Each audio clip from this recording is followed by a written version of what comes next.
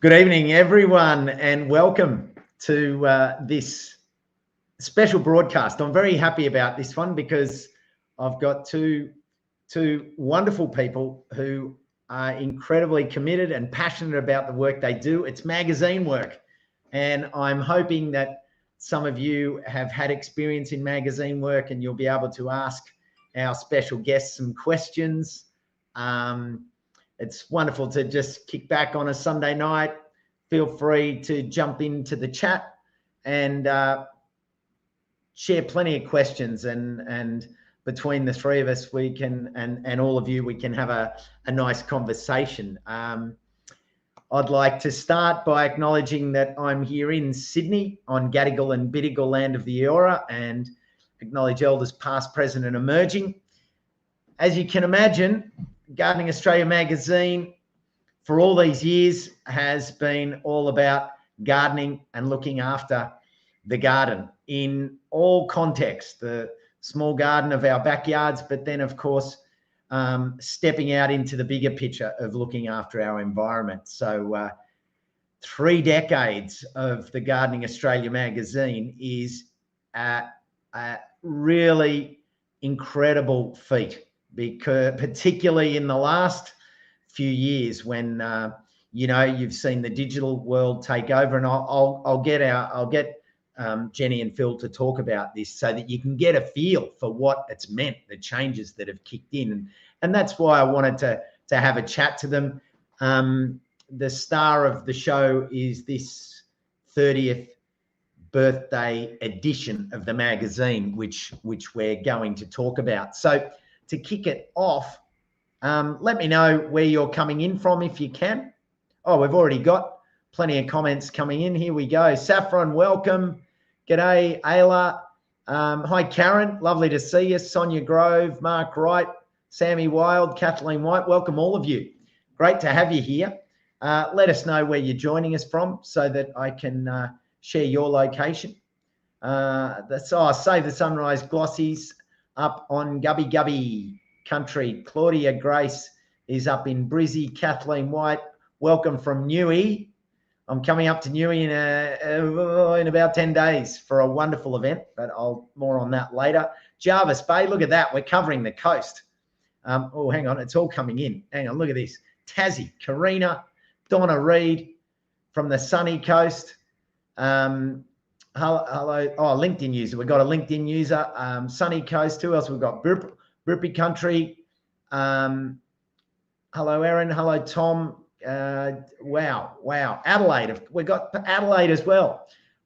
Far out. We're covering the country at this. Chiang Rai, all the way up in northern Thailand. Sam Wild, big welcome to you.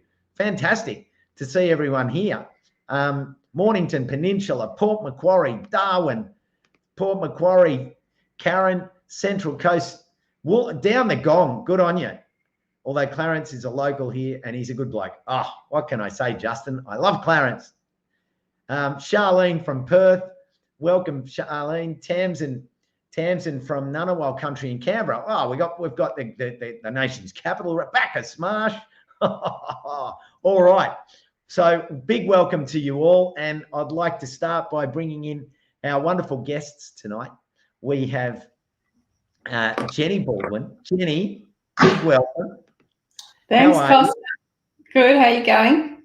I'm very good. Now I will just I'll just put up your title there. So everybody, Jenny is the editor of Gardening Australia magazine, and her wonderful horticultural editor, who's just joined us now, is Phil Dudman. Phil, welcome. G'day, Costa. I got to say thank you, mate. I couldn't think of a better way to spend a Sunday evening than right here, right now. Thank you.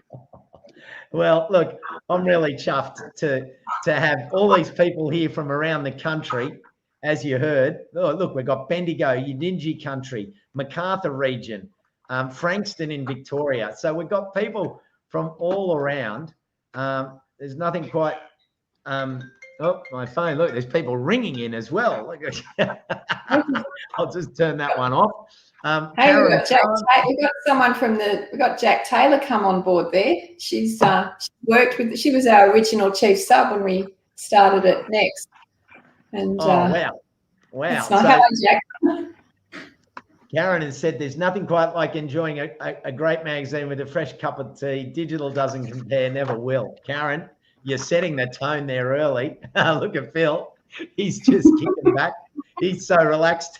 I've lost him. Tascott on the Central Coast. Big welcome, everyone. It's just wonderful to see so many people from all around the nation. Where to begin? I suppose 30 years. Can we just draw the clock back to the beginning and when Gardening Australia set sail? Give people a bit of background on where it all began. Well, Costa, we weren't there, so we don't have a lot of details, but we do know. So the show was it's a couple of years older than us, and we know that they were quickly being swamped by letters. So there's pictures of sacks of letters coming in from the TV audience asking for more information about segments. And from what I understand, the producers or people who worked on the show and possibly the presenters were very busy trying to produce leaflets, pamphlets to then mail back, snail mail, all this was, back to people who wanted more information. And then, as far as I understand, it all just got too hard and the decision was made we needed to have a magazine. So that's what happened. It was, signed up with a publishing company and off they went. So it's been going since November 91. That was the first issue. It had the California poppies on the cover, and you can see all about it in the current issue that's out, the one we're here to talk about. And Jane Edmondson, of course, was there at the beginning. She was, she's one of the originals. Yeah, it's amazing, isn't it? Yeah. And there's a story in there from Jane about what gardening was like for Australians back in the day, and what it was like in the nurseries. When she started in the nurseries well before November 91. But she's got some nice anecdotes there to share, and it's nice. It's nice to look back and see what things look like and how far we've come and what we're doing differently in our gardens now. Some things are the same and some are different. Yeah. There were some very nice hand-knitted jumpers back on the show in those days, the hand-knitted jumpers. And I'm wondering, Costa, do you think it's time to bring them back? Well, can I I'll put that to a production meeting. I think I know what the emoji will be, but a bit of cable knit merchandise. That's what we need. Well, there's a lot to be said about the hand-eye coordination and those craft, that craft side of using your hands. So look, I won't rule it out, Phil.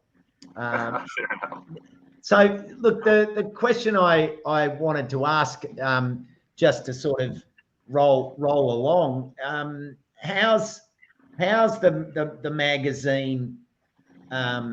So before we get to the 30th edition, just sort of looking at magazines and how they've gone. How's the magazine world at the moment? I mean, relative to the changes with digital technology, and how's that affected things, say, over the last decade? Well, Gardening Australia has been an anomaly because its sales have actually increased over the years instead of going down. What's changed is the way companies spend their marketing advertising budgets. So they're looking, some of them are moving away from print, or they want to do a mixture of things. So that's what's affected print publishing. Everyone knows that newspapers, magazines, the whole model of relying on that print print advertising, and also the classies. You know, the classies used to, the directory and classifieds used to be such a part of newspapers and magazines. So that affects things, that affects budgets, that affects what teams can do. But look, you know, gardening is, as a topic, it's more people are coming to it, and the magazine, you know, I mean, I'm biased, but I think it's a good looking and useful and, you know, fabulous magazine. So it's a bit of an anomaly in the world of print magazines at the moment. Phil, from a horticultural editor's point of view, explain to people what your role is with the magazine and how far-reaching it is in terms of just that editorial role that you have to be around all of those details that you put in print. Yeah, well, I suppose I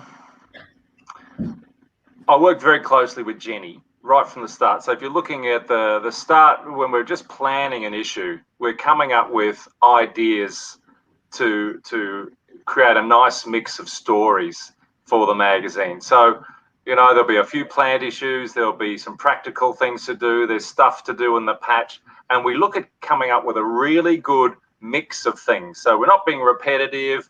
You've got a broad range of topics to interest a lot of different people. So that's where it starts, you know, coming up with those ideas. And then you've got to work out, you know, okay, well, how are these stories going to look? So you look at each story, okay, we want pictures, we want these ideas discussed. Who's going to write these things? All right, so we're going to commission these stories. So we're going to reach out and we're going to think of our writers, who's going to do what. The copy comes in. We take a look at it. So horticulturally, the horticultural editor's got to have a look through and just make sure that everything is horticulturally correct. You know, we've got high standards, you know, and we're putting it out there, and we want to be the best, and we want to make sure that the advice that's given to people who read the magazine is spot on. So, you know, there's me editing it. We've got sub-editors looking at stuff. It gets edited about 6 or 7 times before it finally goes to print, sometimes more. And so we just go over everything, and you wouldn't believe what gets picked up in those last few days before it goes to print. So really, yeah, my role is to also have a feel for what's going on and what's trending in the gardening world. I mean, Jenny and I both have a feel for that, but you know, we try to have somebody in the team who's looking at the stories from a gardening point of view, from the people out there with their hands in the dirt. What turns us on? And we want to try to get those feelings in the stories coming through. And that's really actually a really satisfying part of the role, is to be able to go, wow, well, I reckon gardeners are going to feel this. You know, I know as I step out there into my patch or I'm walking amongst the flowers, this is the stuff that grabs my attention. So we try to, you know, get that across in print, which, you know, and it never stops. It never stops. The thought, the thinking around that never stops. You're in the shower. It's 3 a.m. You've woken up. It's at all times of the day and night, jotting down notes on your phone, on notepads, whatever. You know, and then talk. You know, I'll talk to Phil and I'll say, what about this? Work through them. Phil's very good at going into a rave, and I sit there typing while he raves away and consciousness. And flesh out the ideas. But it does. I mean, I'm a gardener. He's a professional. I'm making it up as I go. So we talk about the fact that I'm the dumb gardener. He's the pro. It's a bit like the cook and the chef. Not that Maggie Beer is the dumb cook or anything, but it's that's the dynamic. I'm coming at it from, what are we actually doing in our gardens now? What's floating our boat, and thinking through what's the reader, what are we interested in, and then running it past Phil, who then he's like the filter for it, and he then can help embellish and, you know, flesh things out, and together we craft these ideas and stories. And as he said, we then go, right, who's good for this one? Who are we going to go to for this one? And you know, if it's one of you guys, if it's one of you off the show, you know, good luck trying to get you to fit that into your schedules, but we try, as you know. We come to you with these stories, and just as you come to us. So that's kind of how it works. Now, I'll just put out to everyone, if you've got any specific questions for Jenny or Phil, drop them in the chat. I know there's some coming through at the moment. And Jenny Powell, you said something which sparks this next question for you. The success is down to you guys and the magic you weave every month. Now, this is the big one. And I put it in the post. I said the mayhem of magazines, the monthly mayhem.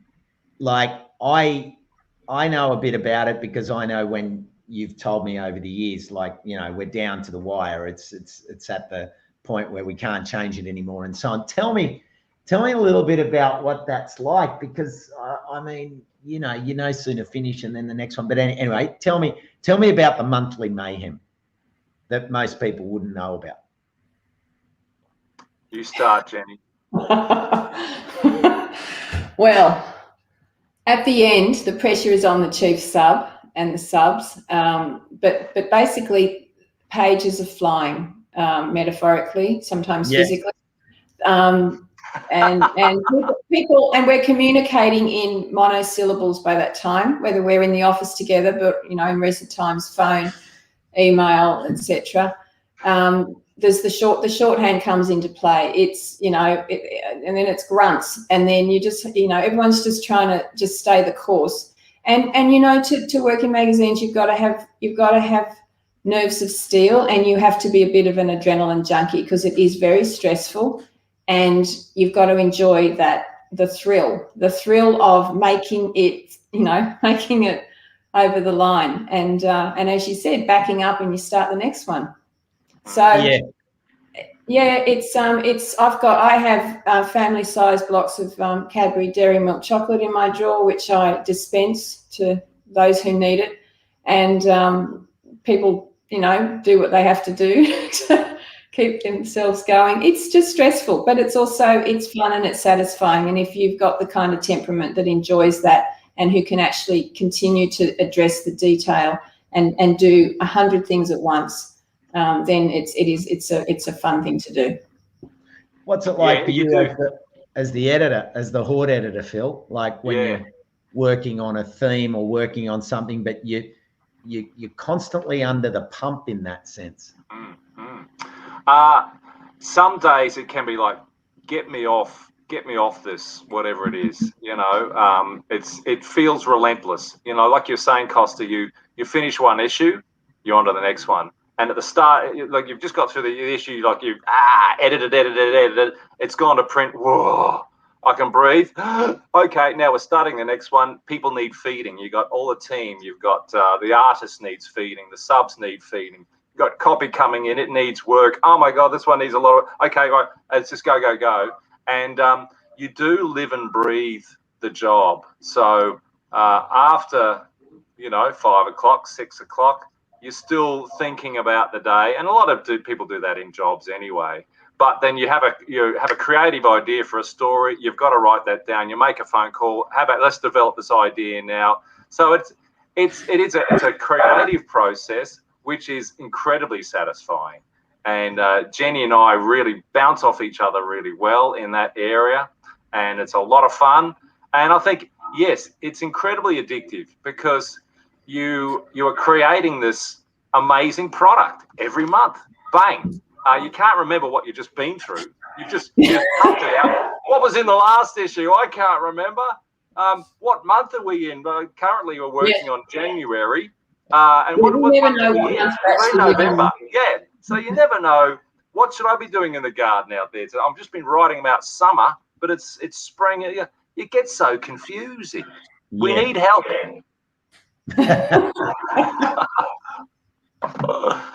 Anyway, yes.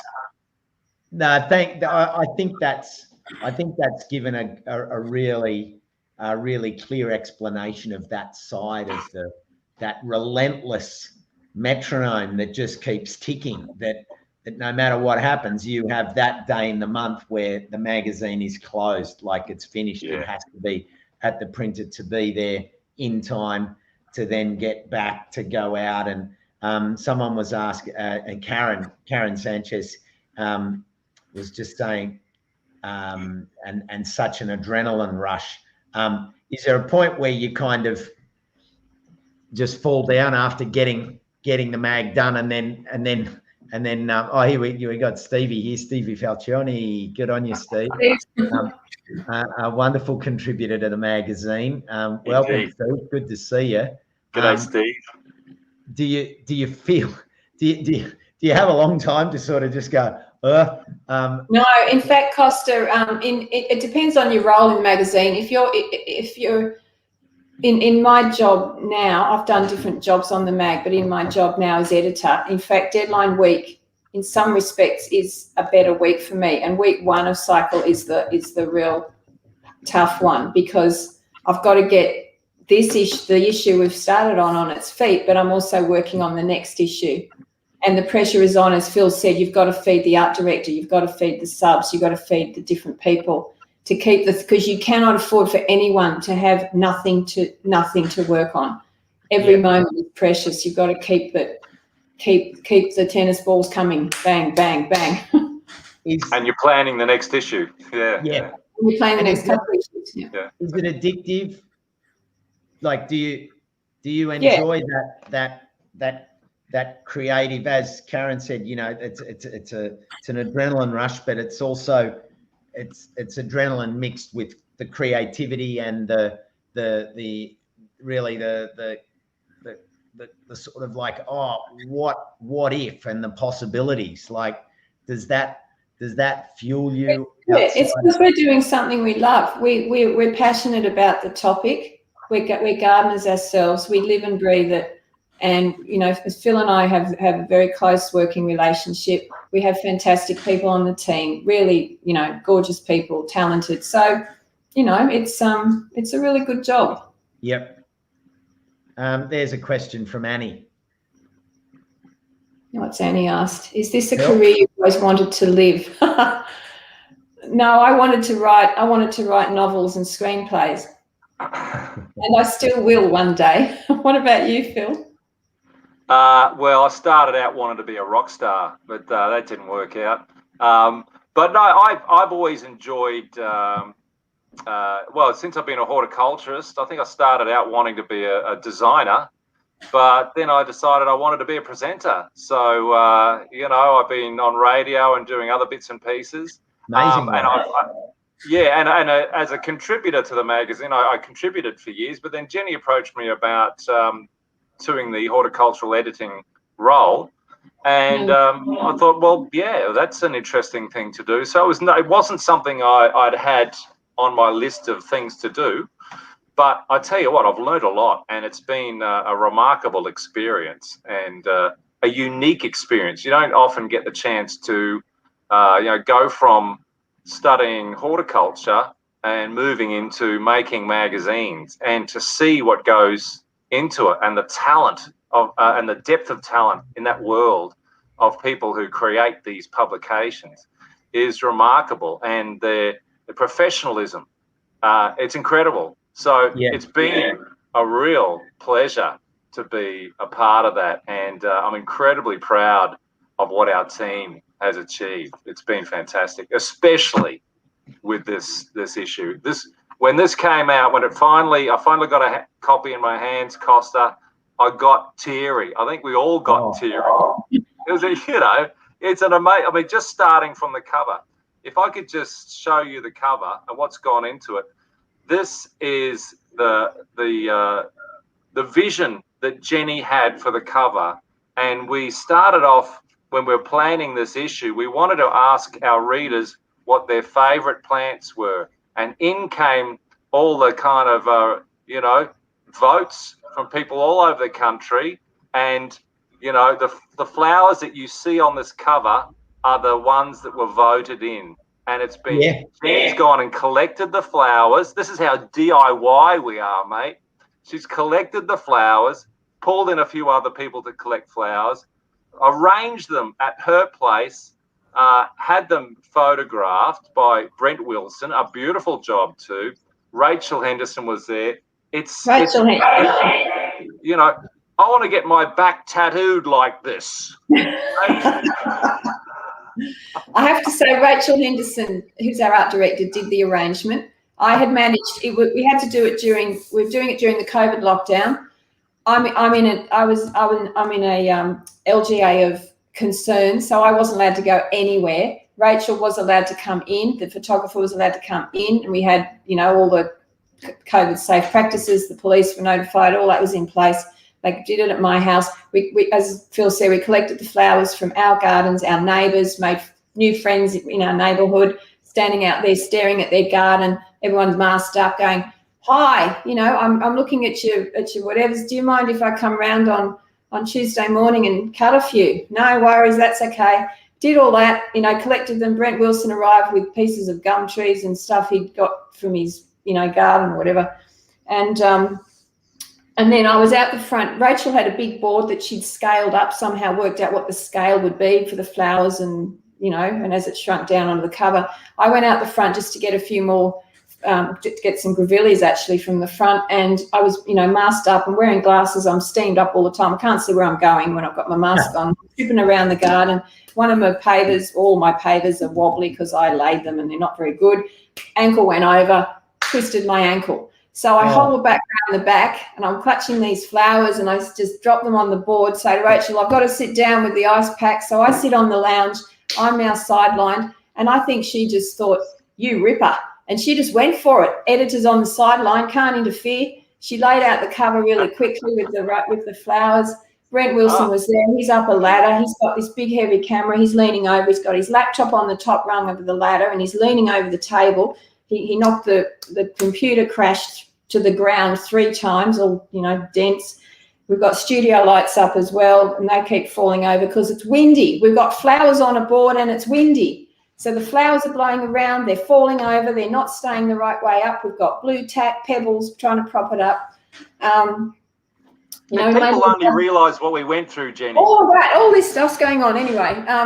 There we go, we got it, and it's a beautiful thing. But Rachel, I just noticed, you know, the closer you look at it, the more you realise just how many flowers are in there. There's a shitload of flowers. Yes, yeah, exactly. Like that's you know, it's almost like a pity to have had to cover it with the text and the it should have just really had 30, beautiful. And that's it. You know, look inside the next page spread for that. That's a credit to just have all those flowers alive in your possession in one moment.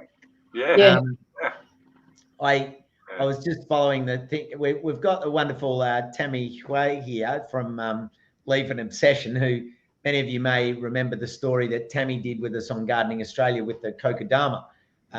Probably about, I don't know, 2 months ago, it might have been on the show, but she sort of made the point, never too old to change careers, especially horticulture.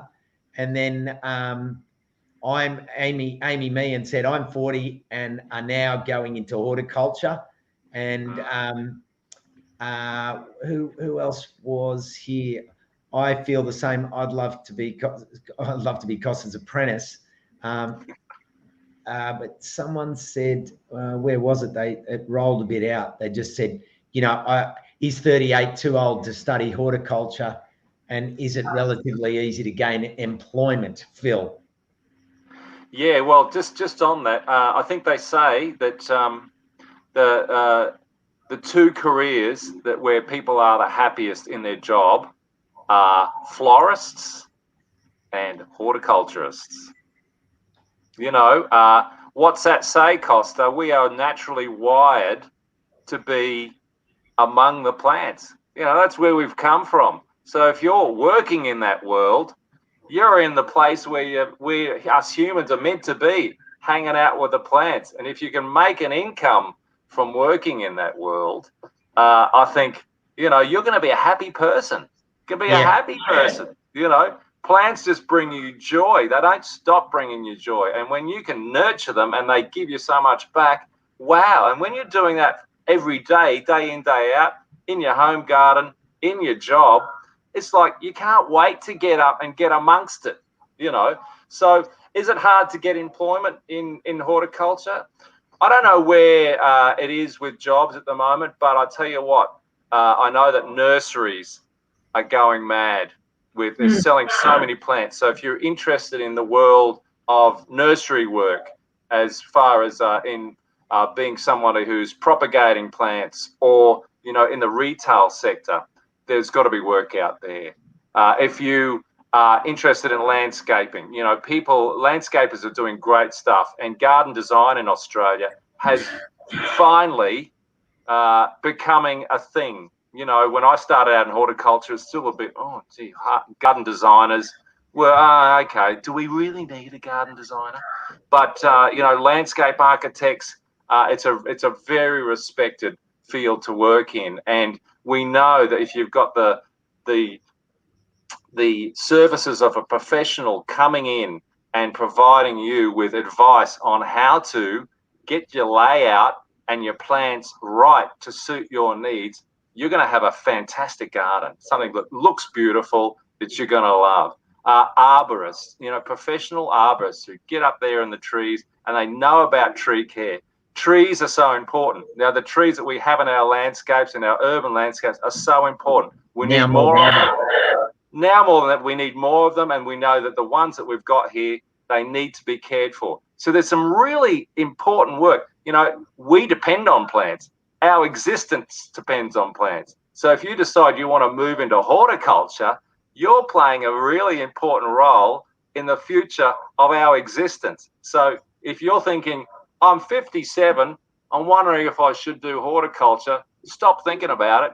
Get out and do it. You know, you will never regret it. I know for myself, I was very lucky to have discovered it in my 20s, but it was a total surprise.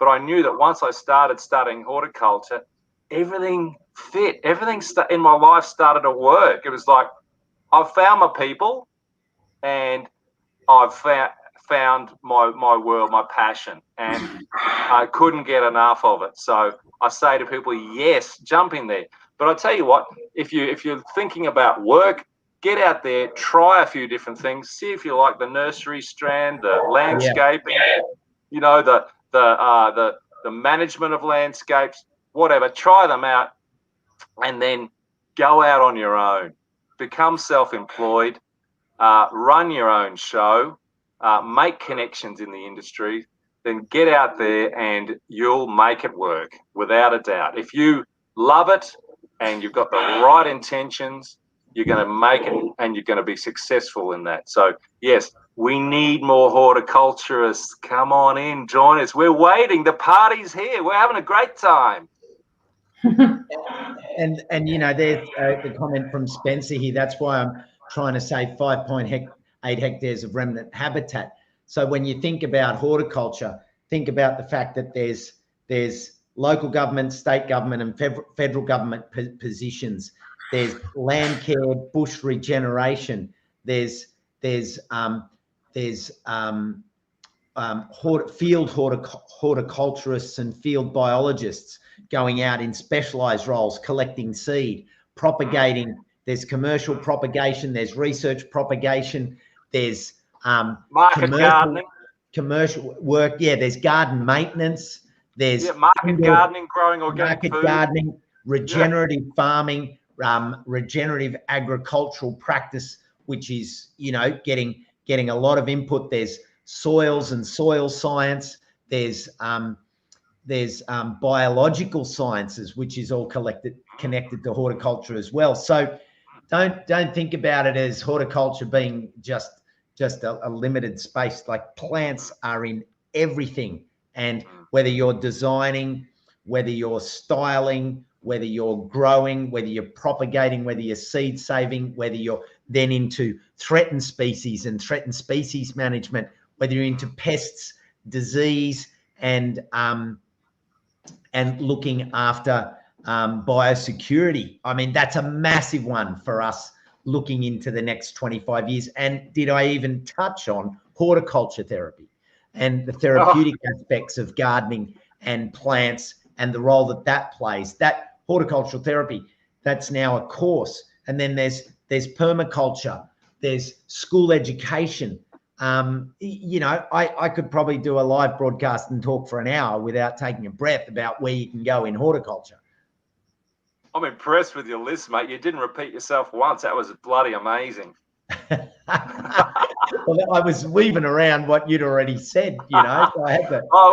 I'm blown away because the options are incredible.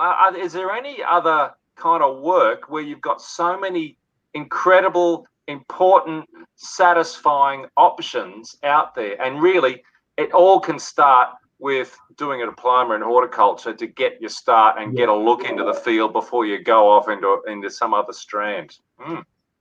Magnificent. That's what I'm going to say. There's horticultural media. There's writing for magazines. You know, it's that option too. Well, you know, and when you think about the conversation that's front and center at the moment, and you take the sensationalism out of it, what we need in these times is the urgency to be focused into the plans of action that individuals can do within their roles of employment and their careers. And if ever there was a chance and a time where we're screaming out for more of those people that I've spoken about, because you're talking fire ecologists, we're talking connecting to country and connecting to Indigenous practices of caring for country and land management that's been going on, and that we have barely got a scraping off the surface because of our relationships, like the changing of those relationships and working together, Balagalili, and moving forward with that knowledge and sharing that knowledge, like the scientific practice, the cultural practice, bringing those layers together and understanding how they are critical if we're going to solve the problems, and changing the outlook of this work and removing the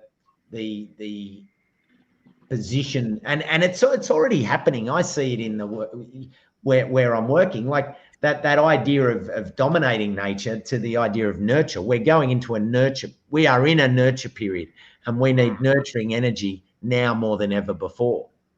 Oh yeah, and what I love about that too, Costa, like there's that bigger scale stuff, but even every gardener can have an incredible role to play in solutions just by gardening, talking to your neighbours about gardening, putting a garden out the front, spending time out there, meeting people who walk past. They love what you're doing. You know, people walk past a garden that's in your front yard and they go, their heads are always turned and go, wow, that looks beautiful. Come on over here. What's that you're growing? Check that out. Here, have some of these. Have some of my fruit. Try some of this. Have some cuttings. You know, that's a damn nice gnome you've got there. Where do I get one like that? You know, it's like a carousel of Costas back there, Costa. These keep me sane when I'm online and doing Zoomage and all sorts of other online hosting stuff. All I've got is the sweet potato. Oh, it's a beautiful thing. That is a very beautiful thing. You know, as I was listening to you rattle off all those applications for horticulture or even just gardening, I was thinking about how when we put this issue together, because there's stories in there from all of the presenters, at the end, I just, you know, having been over and over and over them, I just thought all of you you've all got such fascinating lives, backstories, and what you do, and they're all different. And you know, like we you know, so your story, Costa, and in fact I saw Jenny Powell there earlier had commented, she said, I like the omelette recipe, and I have to say you do make a really mean omelette, Costa. You're a careful and considerate cook. I thought the way you were handling your ingredients when we did the shoot at your place. I got to see it twice because you made two, remember, one for Marianne who couldn't eat the food and one for the shoot. Was it fluffy? It is, yes. Costa makes a very he looks after his omelette. You know, he's Yeah, it's what you do, what Hannah does there. Her backstory is fascinating. What she does, what Clarence is doing with his design work. Focusing on public gardens that are not just beautiful but are increasing biodiversity. What Josh does with his design work, with with sustainable and these communal areas with housing and gardens and that sort of whole medium density thing. What Sophie does, Jerry with his amazing food growing activities, and all of you do amazing things, and it's all there in the magazine, in this month's magazine. So anyone watching, if you haven't got it, you've really got to get it, because it's a very special issue for that reason. You're all in there, and you're all sharing something that's personal, or which is from something that nourishes you, to do with your community or your work or your family or whatever. So yeah, there's so many applications for horticulture and love of plants.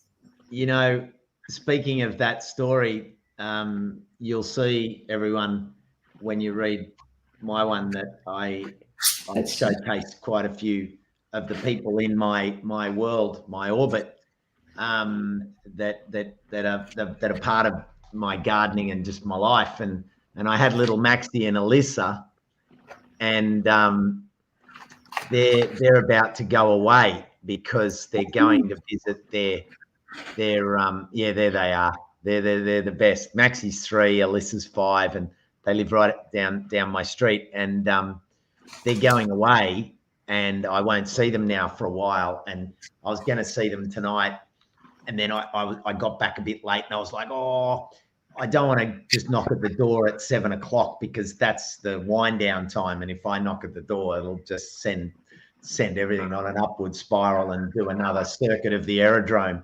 And then I walk away, and they're still up there, just not responding to the tower, saying no.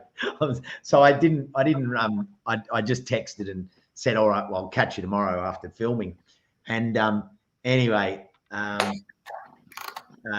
their mum sent me a video, and Max is in bed, and it's sort of dark, but you can see his face, and he's just said, I love you so much, Costa.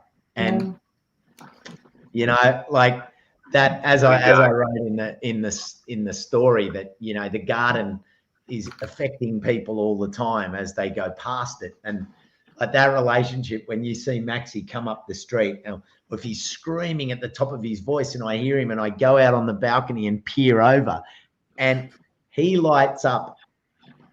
The way he lights up, you could power the nation for an hour just off that charge that he'd put in. And so, when you talked about what it is and whether we tie it into the broader conversation we have about horticulture, and to be such an influence on him, and to sow so many seeds in him, that you just don't know what influence that. Well, that it's going to be a positive influence in whatever way, but there's no. It's just come here and enjoy, and that's what makes me tick. And Costa, on that day we did the shoot at your house. Remember, we went down the end of the road to where the orchard is out the front of someone's place. And I was really struck. There was a guy pulling out a P plate driver pulling out of his garage. You might not remember this, but you went, oh, he's one of the originals. And what you were talking about was he was one of those kids. He was a kid at the time when you were first, sharing your verge gardening and so on in the world. And he's all grown up there driving a car, and going out into the world with that behind him, which we hope, of course, will come out, down the track. Lovely little detail. That's really making a change, isn't it, for the better. What else stands out for you in this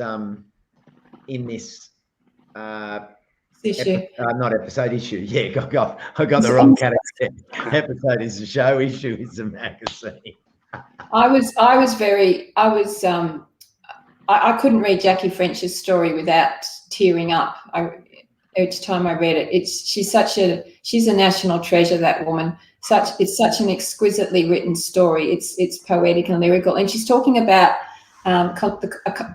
conservation agreements. So the land that she lives on is covered by one, and it's something that she entered into. There was a neighbour who encouraged her to do it. So yes, you can actually do that. You can voluntarily enter into a legal agreement to care for and protect the land that you own, that is under your custody, to prevent it from being developed or damaged or whatever. And you have to protect all the living things on it. So that's a lovely story from Jackie. Yeah. What about you, Phil? Do you have a story there that touched you?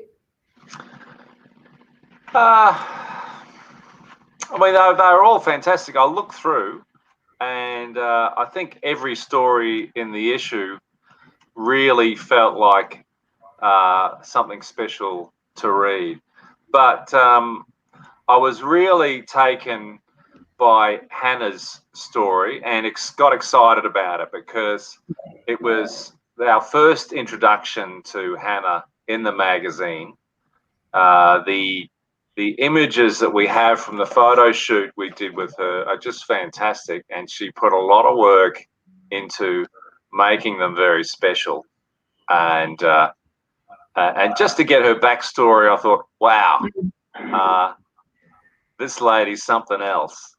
And what she's doing down there in her garden and her life focus is really quite incredible. I get very excited about her work. And I am also very excited about the series that we have with her. So coming up over the next 6 issues, her taking us step by step through some of the key areas in permaculture and how we can apply them, these ideas, to our own lives. And it's true, she really describes them through her own garden. So with each of those stories, you get to see her garden and have that whole philosophy and way of planning your property and your community in permaculture through her experiences. And she's been a permaculture teacher and designer. She's got a lot of knowledge and experience. So I really enjoyed that story, and I've really enjoyed working with Hannah and putting that series together. It's really terrific. Yeah, I've been close to Hannah for a long time now. I first met her when she was working for Cultivating Community, and we were doing things together. And from that day on, and that's sort of back when I was doing, right at the beginning of the Odyssey, and we have just been besties ever since. And it's just amazing that our orbits have taken the paths that they have, and yet here we are at this point in literally this month of this year, after this crazy pandemic and the entire lead time of our friendship, and we both ended up doing books that came out that's right, literally within some weeks of each other. And if you looked at the timelines and the parameters, you would have never said that those orbits were going to meet until. It's amazing. It is, and it's so lovely to be able to support what she's doing and to see her energy and her perspectives not only coming into the show, but reaching out in a lot of far-reaching sort of influence. And she's a great soul. I love her dearly. And I've got to say, just about your books too, they are 2 fabulous books. Costa's book, Hannah's book, they're both selling really well, and they're pushing gardening and horticulture and plants and, you know, growing food and caring for nature right out there, out front. And it's happening right now. So I think it's great that you both got those books happening, because like it's double power, double force, you know, pushing forward to the top and getting people to take notice. Yeah. Yeah. That's right. Which, you know, and it's the same with, you know, when we got the nominations for the Logies, and then having gardening, you know, right up there in the National Media Awards. It's such a positive for all of those people that I spoke about before, be it the land carers, the bush carers, the horticultural therapists, the nursery folk, you know, all of those people with having gardening in the mainstream, having 30 years of a magazine consistently providing truth and a safe place for people to find information in a time when there's so much information, but it's almost like that classic when there was all that cable TV and all that, and people go, there's 121 stations and nothing's on. It's that same context today where people after what we've been through in the last couple of years, people are really seeking, like they want the certainty and their truth, and they find it in these pillars. And the magazine has been a pillar. The show is a pillar.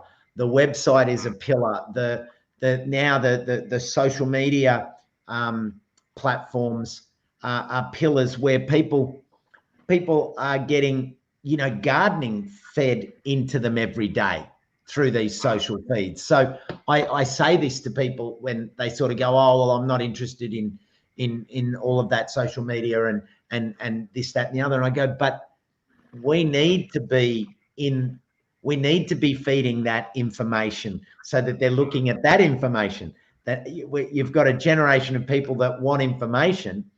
We've got this opportunity to provide it for them. And you know, when they look at your Facebook page, when they look at our Facebook, when that's coming into their feed, well, then we're getting a new generation of people into gardening, and they're not watching it at 7:30 on a Friday night, and that's fine.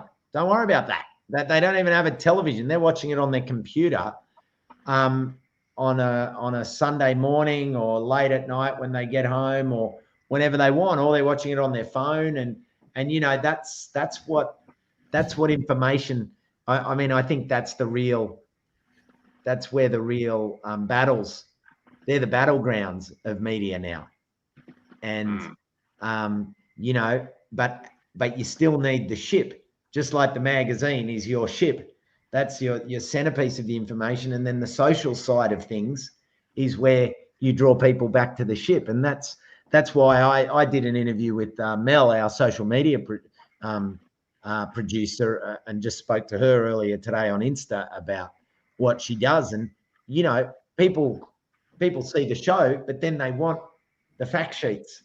They go, oh, what was Jerry looking at there? What were those 5 trees? You know, oh, did I write it down? No, I didn't write it down. Oh, there's the fact sheet. You know, there's the truth. And that's what's interesting about what both of you do.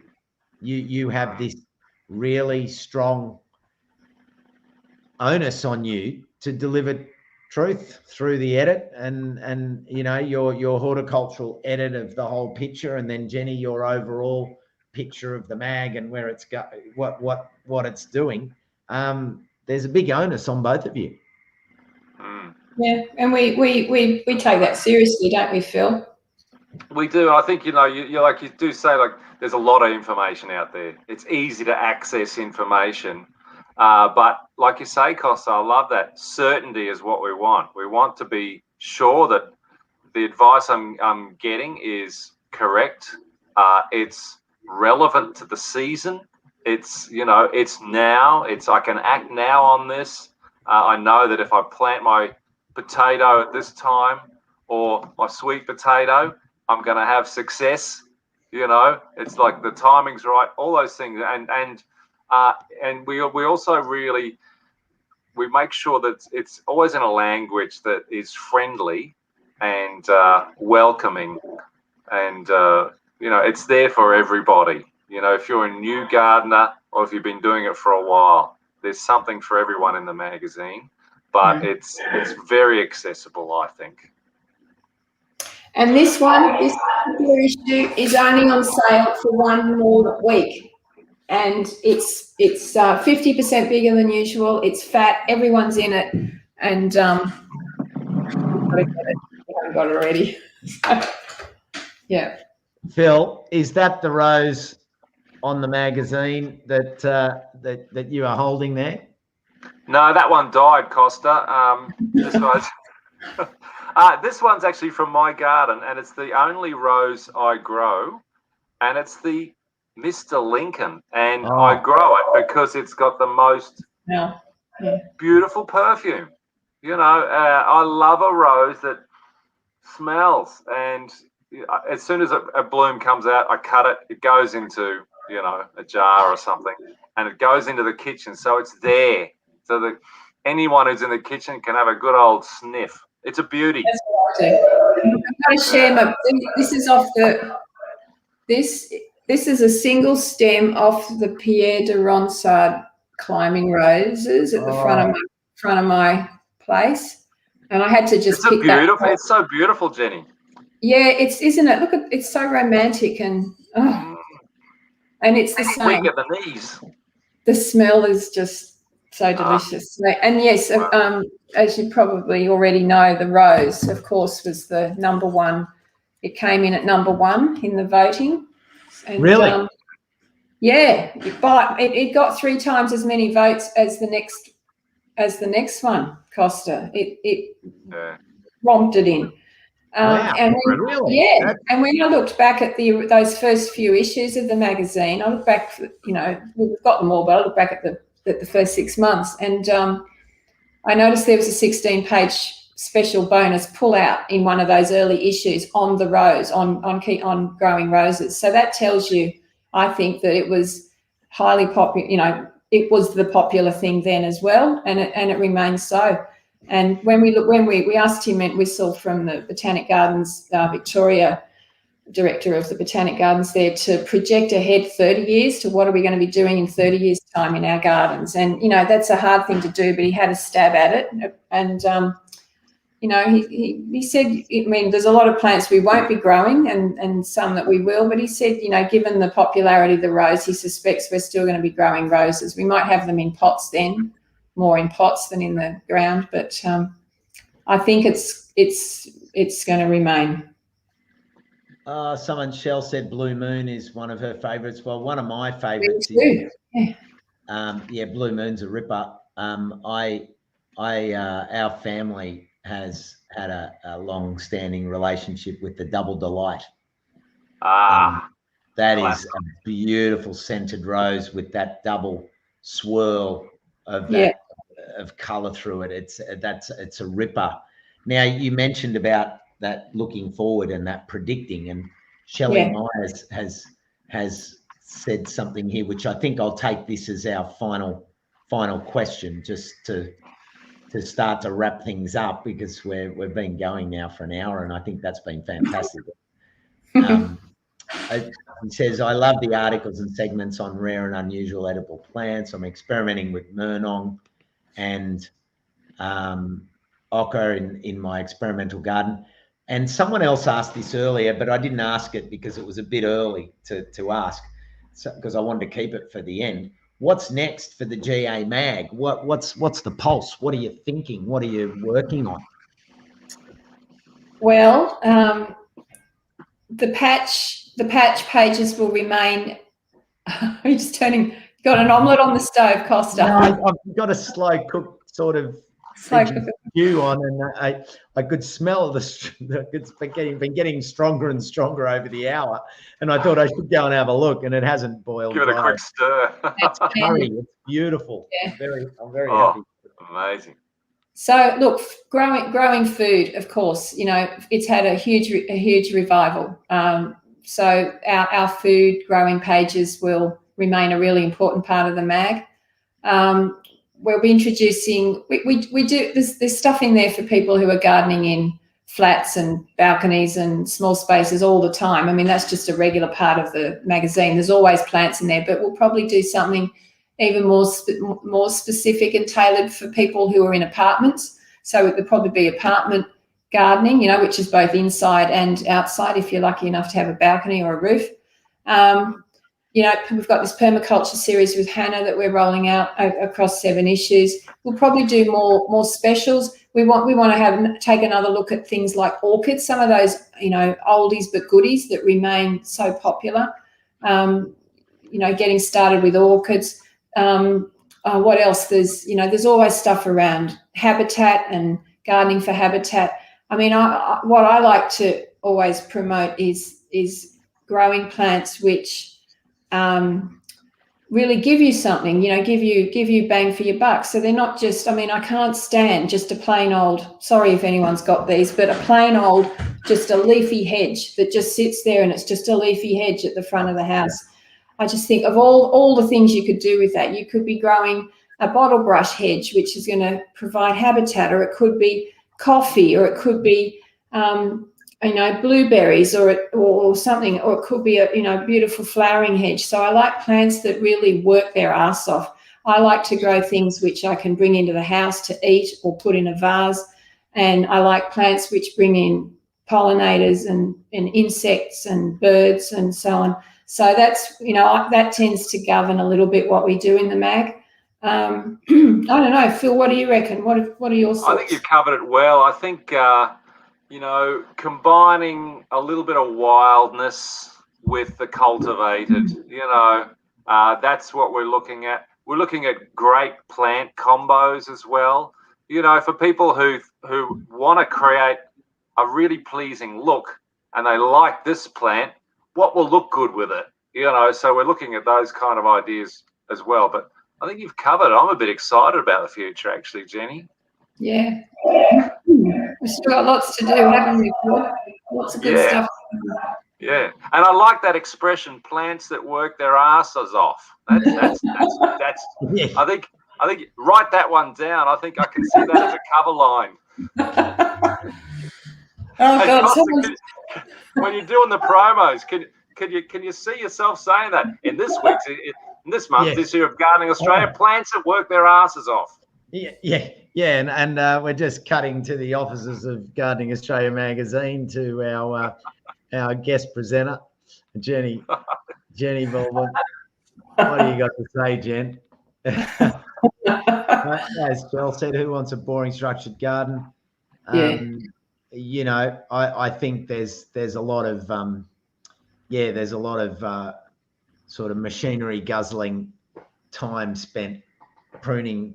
Yeah, just basically something that could be a green fence because they don't offer anything other than a piece of form. And I you know what I think, adding to what you said, I think we're going into a decade where we're going to start to see the true riches that we have as a continent with our native plants, and starting to use those in really creative and also valuable biodiversity ways, where, you know, meadows will now be native meadows, and people are starting to do that. They're starting to understand our native plants better. Native plant groups, as you'd know, Phil, I mean, they're going ballistic. You just have a look at some of the native plant groups on the socials, and they've got 20, 30, 40,000 people. And the exchanges, I'm in them, and some of the stuff that you see, some of the Banksia flowers, and people take photos of them, and you just go, look at the architecture of our horticulture. It's unbelievable. And I haven't even mentioned the 2 letters WA. You know, that's another planet. That's like going off in a spaceship to another country. And the fact that those plants are available to grow as cultivars, and, you know, why wouldn't you do some of that? But then I think the next layer of that native appreciation is that appreciation of endemic local plants.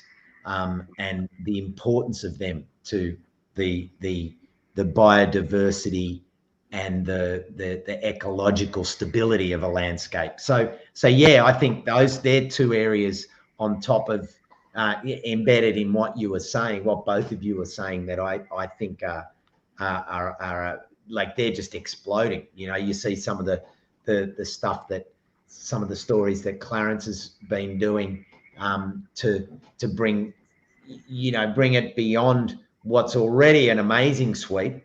But now, I mean, some of the things that I looked up, some of the species that I looked at out at Bungala Gardens, you know, they're incredible. And I mean, I was driving down the freeway today, and you look at you wonder why we have such a diversity of pollinators when you see our bushland, when it goes into flower, when a eucalypt goes into flower, but there's not one eucalypt, there's a whole sea of them. And you just think all of those insects that are there, all of the native bees. And then you look at the understory, you look at the hakeas, the melaleucas, all of the different, the wattles. Like when they're all flowering, you just think, oh God, you know, the more we get that back into our gardens, the more we'll bring them to life. And combine that with all those other plants that you mentioned, and it's exciting, isn't it?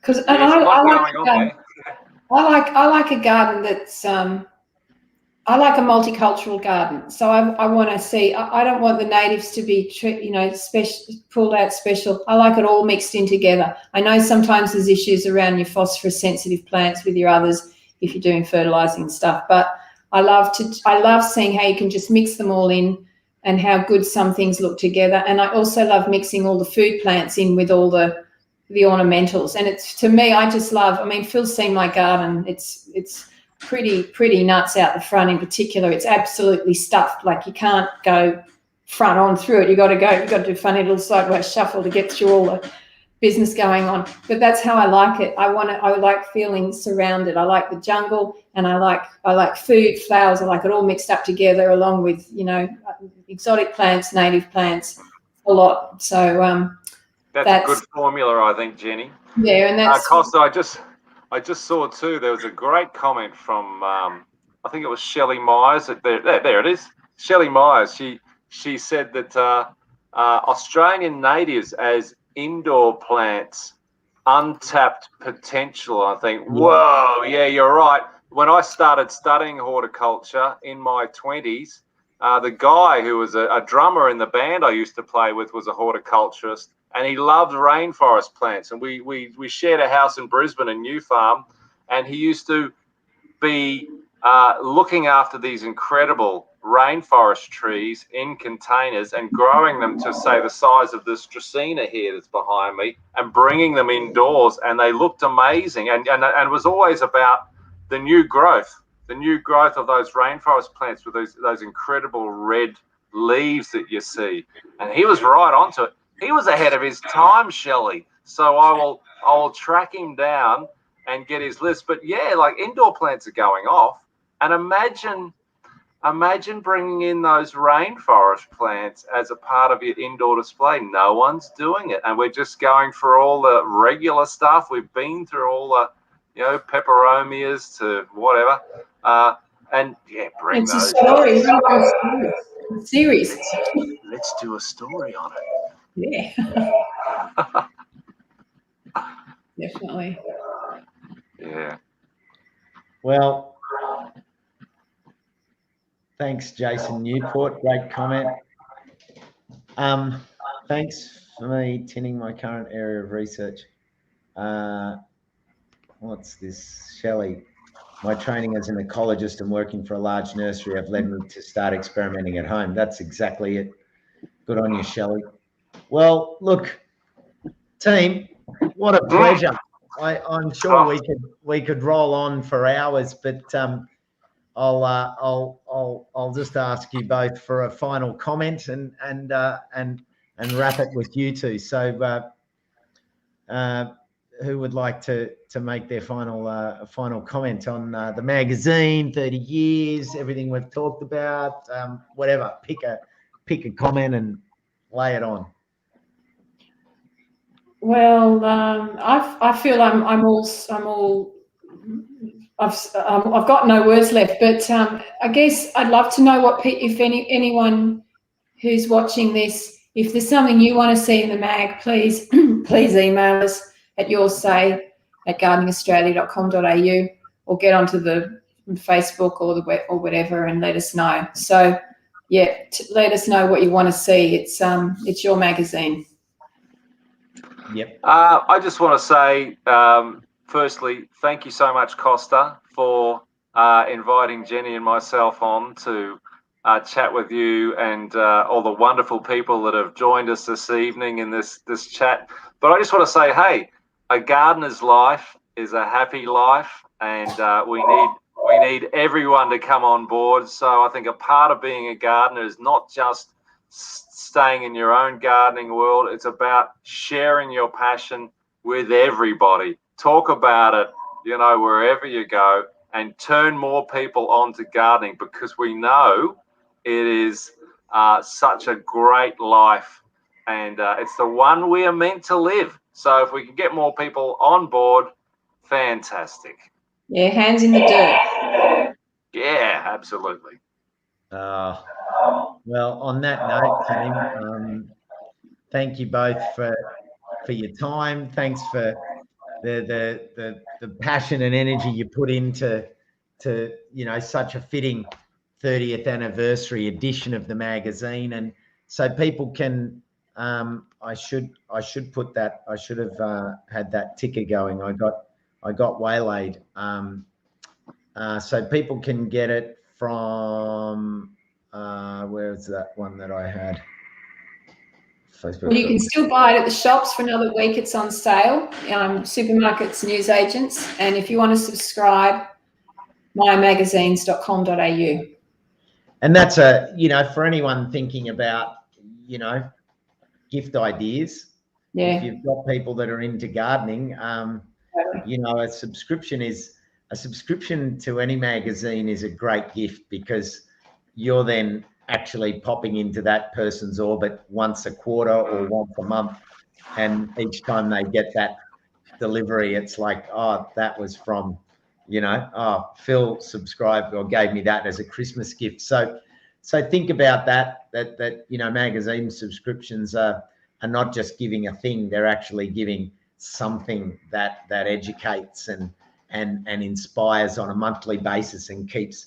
And I think particularly consider giving a subscription to people who you've seen get into gardening because of the last 2 years or 18 months, because we really do need to hold their hands and keep their momentum going, so that they don't just sort of get into their new normal and just go, oh, well, that was what I did for those 14 months because I was stuck at home.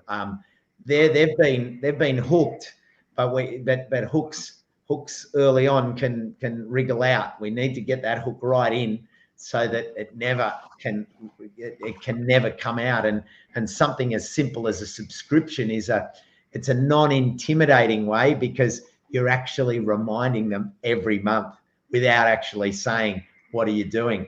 And if they get that magazine and they open it up and go, oh, now's the time to be planting this, maybe I'll give it a go. So yeah, consider that as a wonderful option at the moment, because we need more people like Phil Dudman Menace.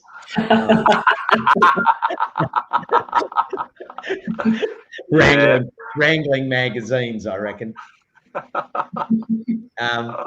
Team, have a great week ahead. What stage are you on at the cycle? Are you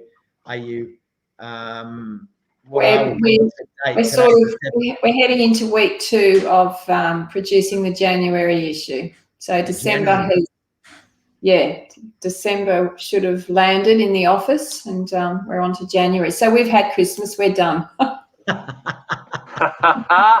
we're in the new year. It's like, well, we're finished. You're already into the new year. Yeah. Are we locked down there, or is it all still open? We don't like to say. We keep out of that. No, You're in the TARDIS. You've got special. You've got access all areas of the future. I love it. Yeah. I'll just go through these last comments, which I love going to. So yeah, maybe okay. I'm going to. I'll be in the shops tomorrow. I'll be in the shops tomorrow to grab my copy. Good on you, Brandis Snuffleupagus. Good on you, Brandis. Brandis, I think you get the final gong, mate. That's too good. That's where I'm going to leave it. Otherwise, I'll keep scrolling comments. So, Jenny, Phil, everyone, thanks for a great evening, everyone on the chat. I hope we sort of orbited in and out of all the thoughts that you were having. There was a wonderful exchange, and the three of us will have a look through the comments over the next day or two, and if there's any other things that we can tap an answer to, we will. Have a great week, everyone, and see you during the week sometime on the socials. Ciao for now. Thanks, everyone. Yeah, thank you, Thanks, Costa. Jenny. Thanks, Phil. Yeah. Thanks, Costa.